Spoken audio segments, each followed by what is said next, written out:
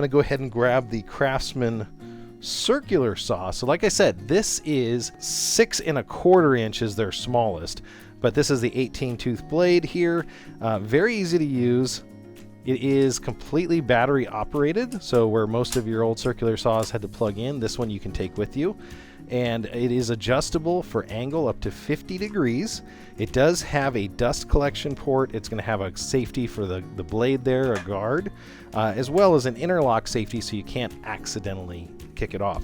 It is going to come with a tool right here for blade replacement, so if you need to change to a different blade, you can use that universal tool. It also has a Phillips screwdriver on it, so that fits safely in here. And then your depth of cut is adjustable with this side right here, and you can see how this guard goes up and down. So if you're cutting maybe LVT flooring, you've got to do some inside cuts. Maybe you're doing Pergo still and you want to use something like this to make really quick cuts, you can adjust that to be really low. In most cases, we're going to want it to be just over the thickness of a board. So I'm going to set it right there. If you want to see the measurements, they're actually on the inside down here, so you can actually see where it's there, and I'm going to go ahead and tighten it down. This also I'm going to flatten down and lock because we're going to do 90-degree angle cuts here. This is going to run with the Craftsman V20 batteries. Let's talk about these real fast. So the V20 battery right there has a built-in charging indicator, so it's got 3 bars, so it is 100% charge. I charged everything right before I started.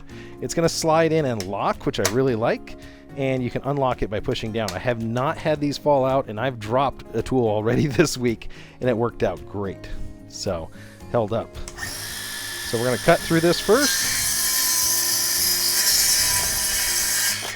Now this one, because the board was already has a split, looks like started in it, it did drop out, and that's fine.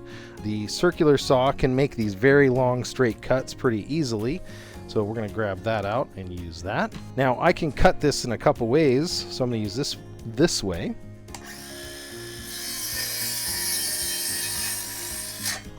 Now I'm going to cut this the other way.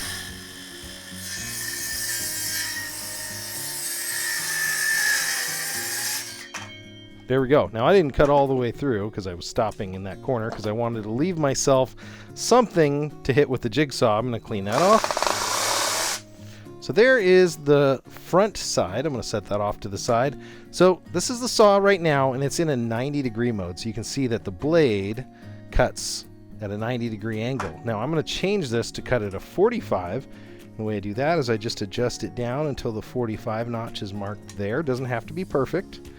Now depth, you may have to go for a deeper cut depending on, because it might have lost some depth, but in this case it should be good. Make sure I have plenty of room.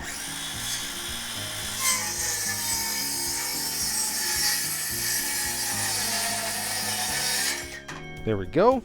And that's the piece that you should have. It should be this little 45-degree angle piece if everything worked out.